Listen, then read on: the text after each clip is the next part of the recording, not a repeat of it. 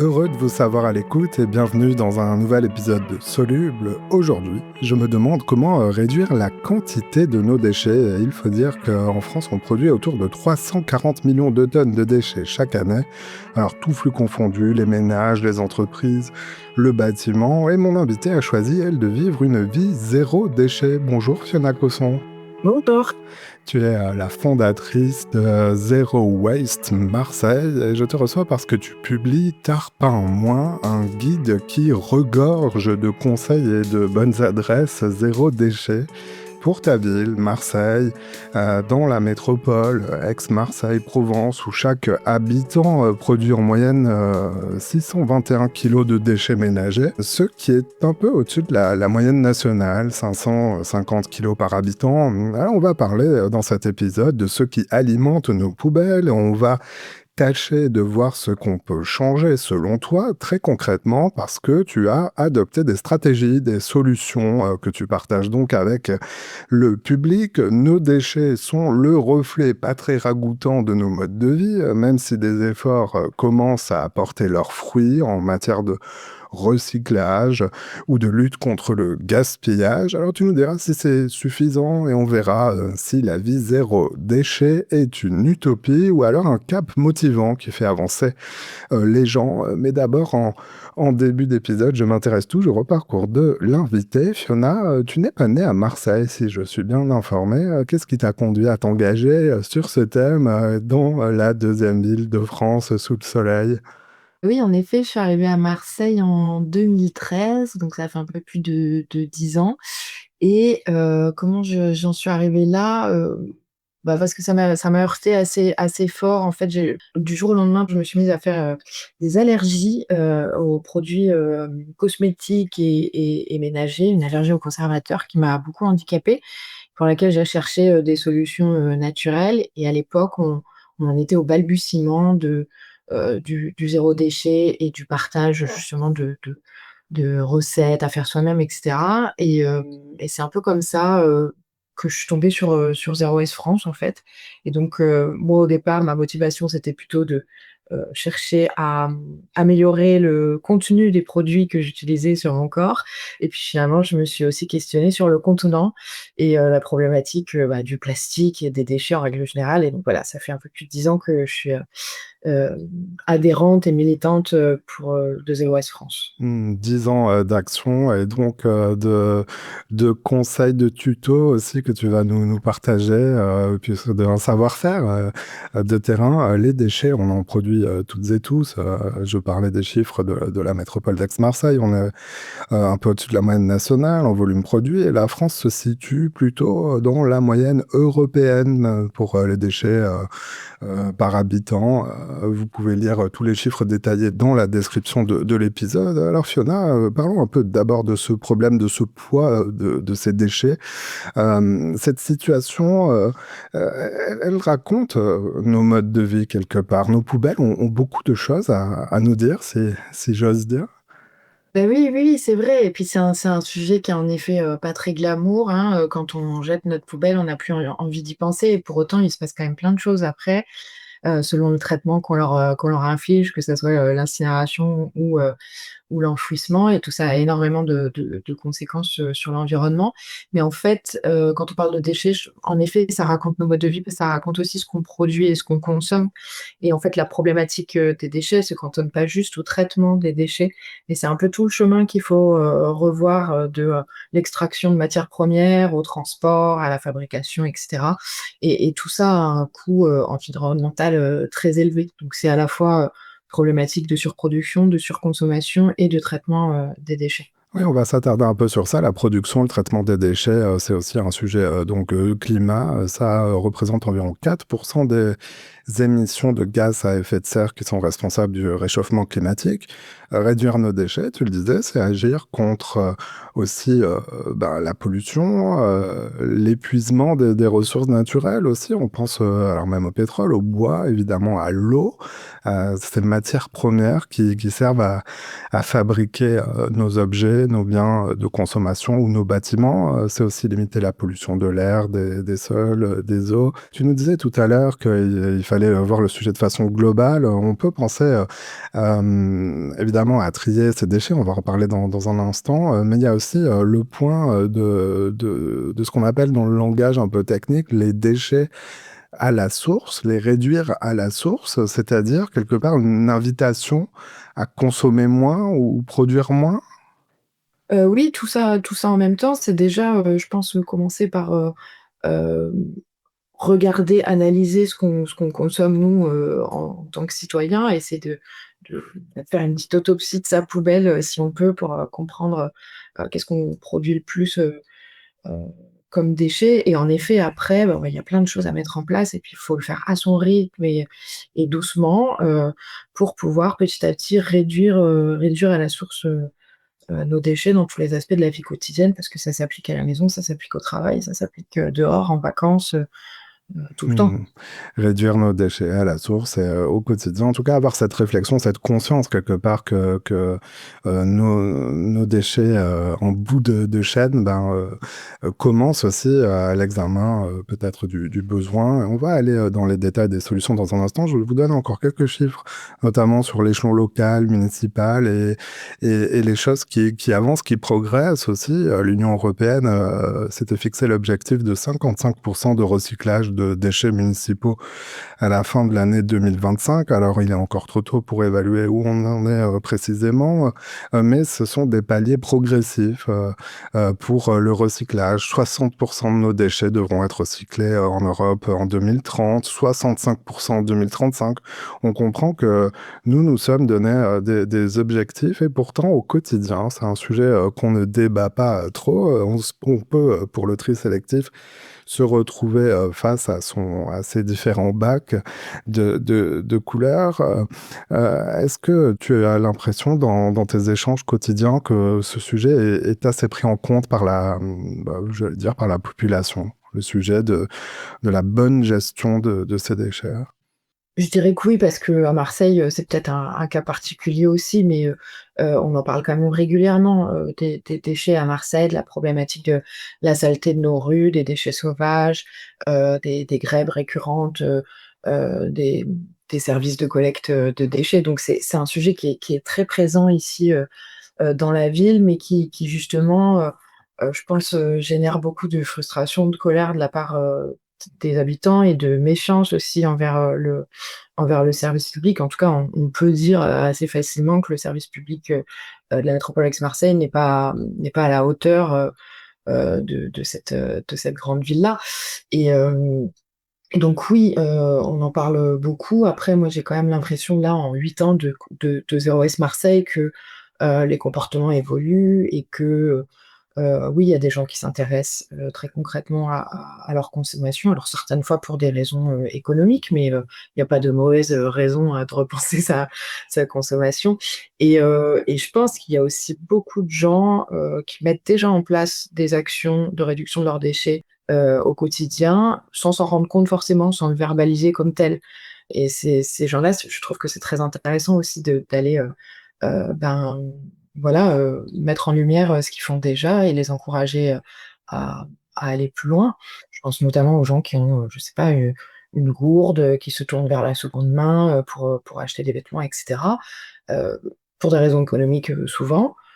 Pour autant, bah, c'est un geste aussi, qui est très bon, pour la planète. Donc voilà, c'est un peu les arguments aussi de la démarche, zéro déchet, de dire que, réduire ses déchets à la source, c'est bon pour la planète, c'est bon pour, mon portefeuille et c'est bon pour ma santé.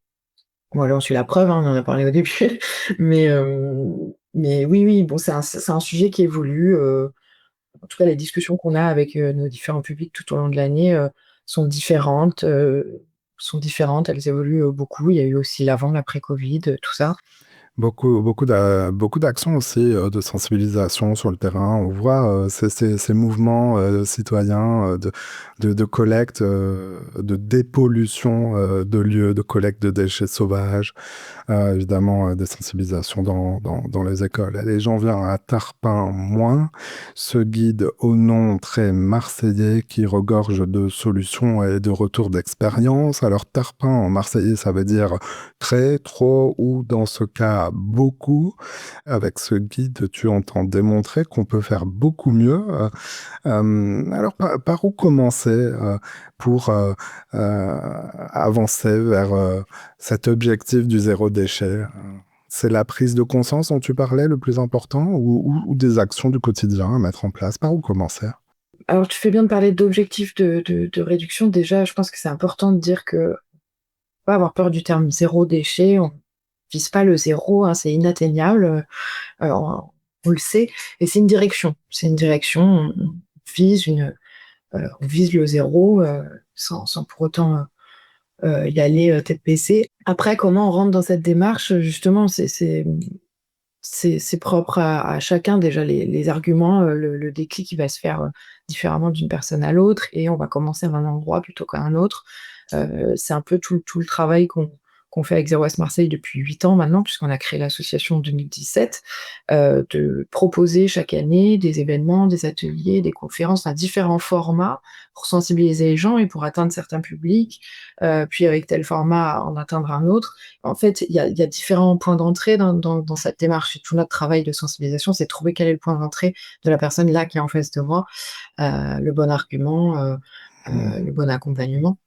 Dans ton cas, c'était, au tout début, un besoin de santé qui t'a fait aller vers cette réflexion. Tu disais, il peut y avoir aussi, bon, évidemment, une volonté d'agir contre la pollution et de participer à l'effort de réduction des émissions de gaz à effet de serre, évidemment, mais il y a aussi peut-être l'argument économique d'une consommation plus responsable aussi. Donc, on sent, hein, on entend dans ce que tu dis qu'il y a plusieurs portes d'entrée. Les lecteurs du guide Tarpin Moins vont être servis car il y a 200 adresses marseillaises, un index de 200 adresses, des adresses locales évidemment, des tutos, des recettes. Alors le public de Solup n'est pas que marseillais. On va essayer de prendre des exemples qui parlent à tout le monde.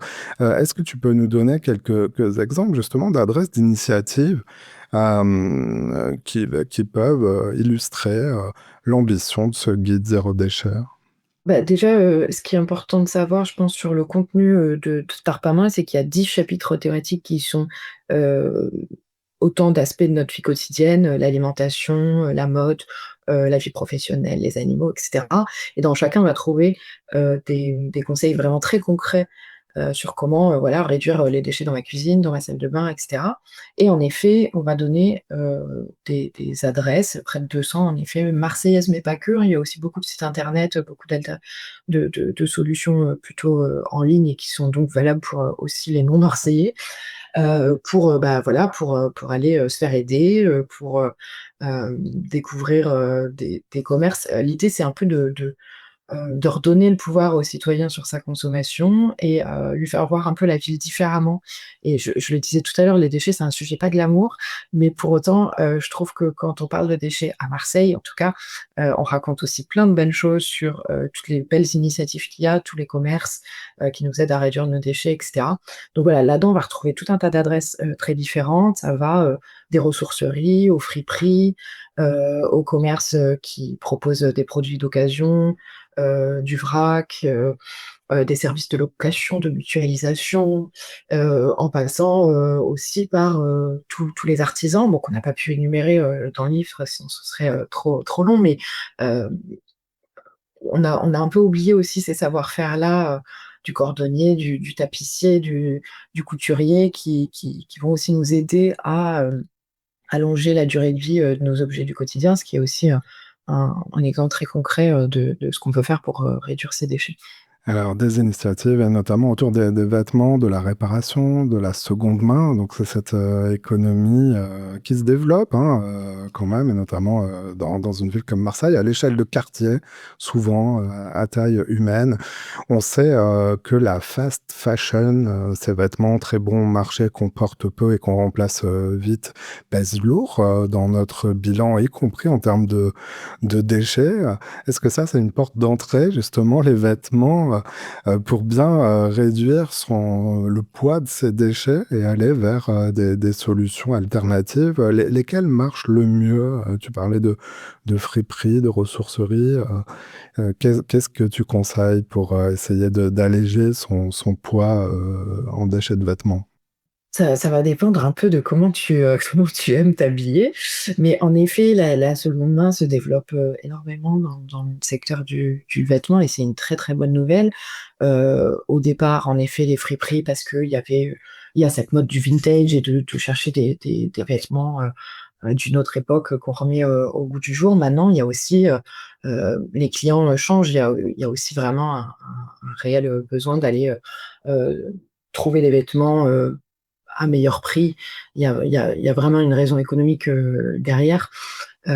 Mais je pense aussi que ces derniers temps, on a énormément parlé de la fast fashion et c'est très bien. Nous, on s'est mobilisés aussi, tout le réseau, Zero Waste le fait depuis, quelques années sur ce sujet-là et je pense que ça marche, que les gens se rendent compte, de ce que c'est, quels sont les impacts, concrets, de la fast fashion et du fait que, ben, on produit et on vend, plus de 100 milliards enfin, on vend 100 milliards de vêtements, chaque année dans le monde. C'est immense.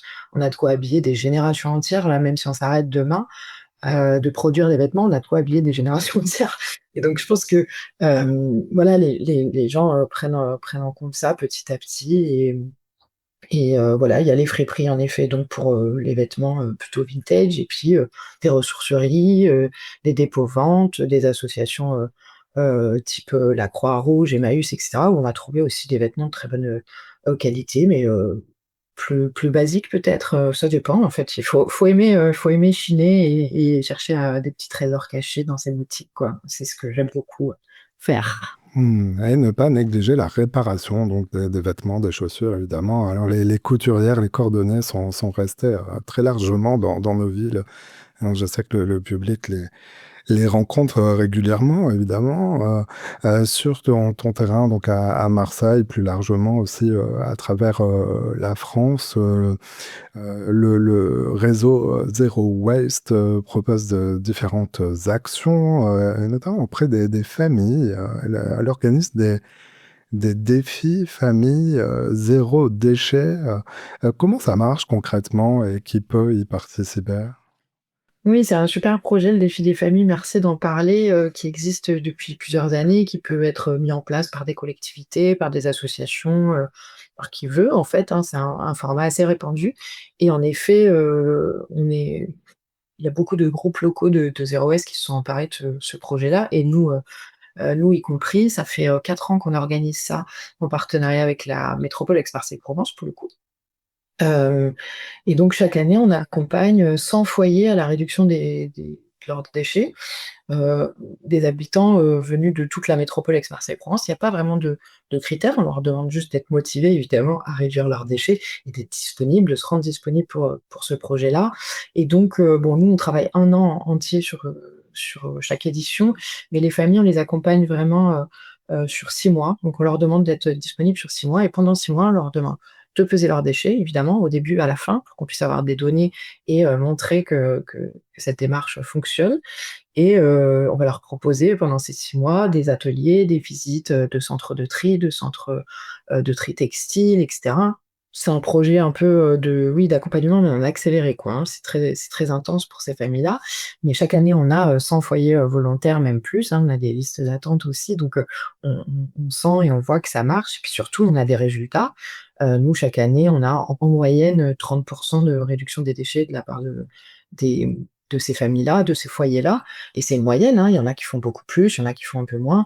En tout cas, les retours sont hyper positifs à la fois sur le volume de leurs déchets, mais aussi, bah, tout ce qu'ils ont pu changer dans leur quotidien et encore une fois, l'aspect, portefeuille, est observé chez ces familles-là. En tout cas, elles nous le disent, hein, qu'elles ont vu une différence déjà en 6 mois sur leur budget, mensuel. Oui, parce Donc oui, c'est que un très bon produit, j'adore.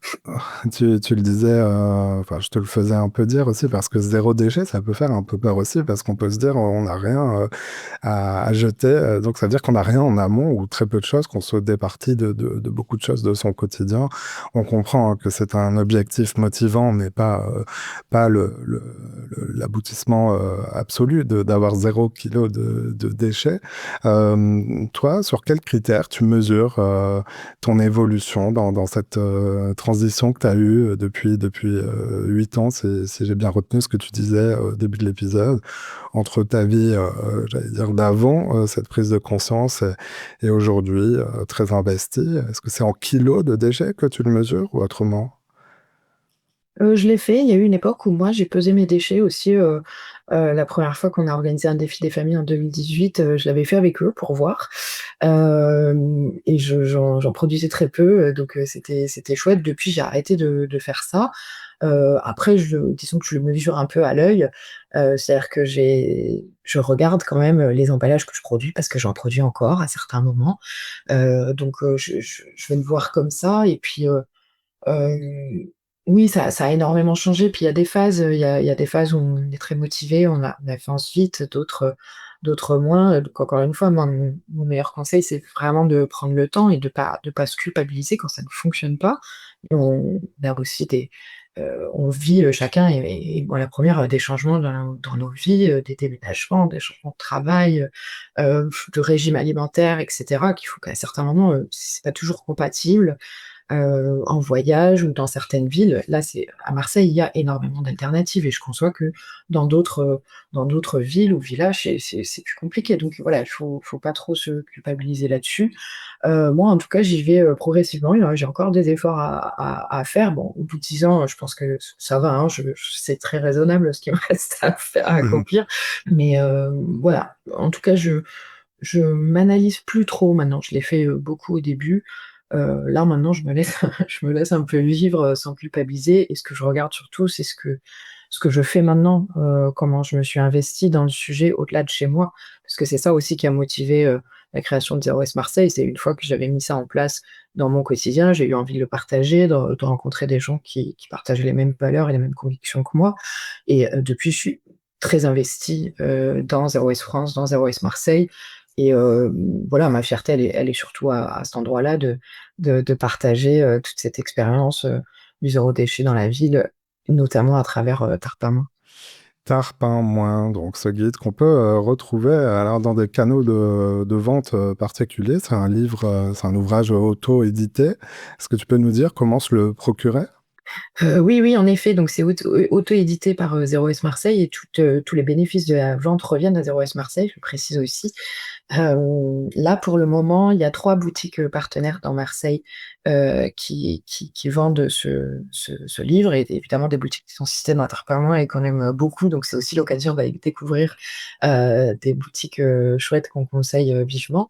Et puis après, on a mis aussi en ligne, une petite boutique en ligne pour, l'acheter, directement auprès de nous, et le récupérer sur un de nos événements ou directement dans nos locaux ou se le faire envoyer, même si on essaye de limiter, les envois, mais en fait, bon, on se rend compte là depuis quelques jours qu'on a énormément de ventes, en dehors de Marseille, même en dehors de la région.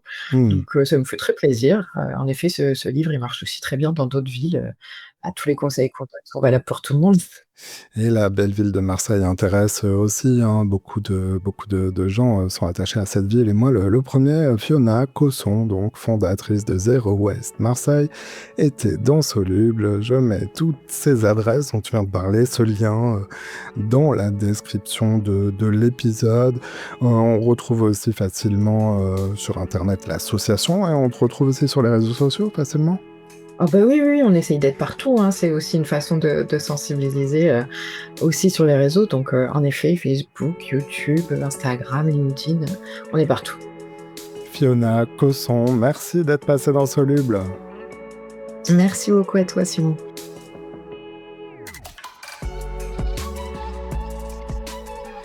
Voilà, c'est la fin de cet épisode. Si vous l'avez aimé, notez-le, partagez-le et parlez-en autour de vous. Vous pouvez aussi nous retrouver sur notre site internet, c'estsoluble.media. À bientôt.